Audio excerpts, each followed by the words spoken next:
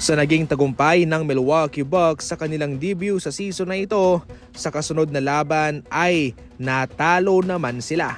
Yes mga idol, talo nga sila sa Chicago Bulls sa score na 133-122. Aba, apat naman na laro ng Chicago Bulls ang pumuntos ng malaki para sila'y matalo. Si White 35, Lavine 35 points, Vucevic double-double yan. Si Giannis lang naman at si Lillard ang nanguna mga idol, wala silang katulong at kaya nahirapan silang kontrahin itong Chicago Bulls na maraming armas. As of now, 1 win na ang Milwaukee Bucks and 1 loss.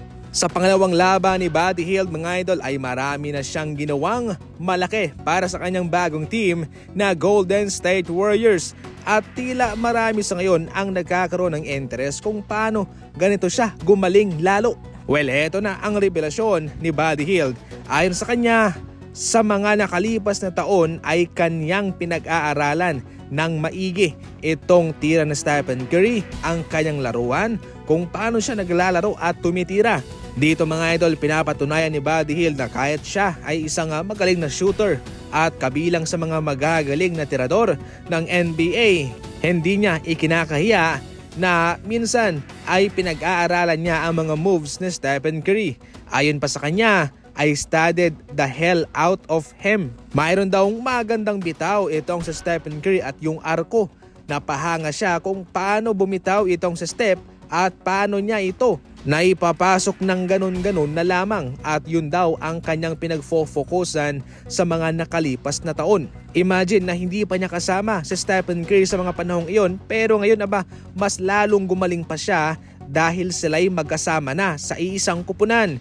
Hindi niya na pinag-aaralan mismong si Stephen Curry na ang tumuturo sa kanya kung ano ang gagawin. Maski nga sa mga footwork o yung postura mo, di ba? Yung posture na tinatawag mga idol, importante yan. At yan ang isa sa mga maraming na pag-aralan niya, natutunan niya at itinuro pa sa kanya ni Stephen Curry ngayong siya'y nasa Golden State Warriors na. Dahil dyan mga idol, sa loob lamang ng 2 laban, nag-combine na siya for 12 3-pointers. At heto ang malupit, hawak niya ang pinakamaraming tres na naipukol na ipasok sa loob ng unang 2 laro. Bilang isang manlalaro sa NBA history, siya lang ang tanging manlalarong gumawa niyan. Sa ating huling balita, itotodo na ng Los Angeles Lakers ang kanilang pagdevelop sa kakayahan ni Bronny James mga idol. Actually, pagkatapos lamang ng kanilang 5 laro ay kanilang ipapadala na si Bronny James sa kanilang G-League.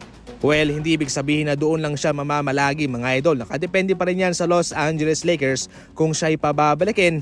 Kung baga mayroong mga laban na siya'y tatawagin, maglalaro para sa kanila, o pwede rin sa G-League muna siya, kung baga back and forth ang tawag dyan mga idol. Nakadepende yan sa kay Coach JJ Redick kung kanyang kakailanganin itong si Bronny James. Gayunpaman, hindi ito downgrade sa kanya mga idol. Ito ay importanteng proseso na dapat lahukan niya bilang isang bagong NBA player para mahasa pa ang kanyang skills sa NBA. Yan lang muna sa ngayon ang ating mga fast break balita, and as always, thank you for watching.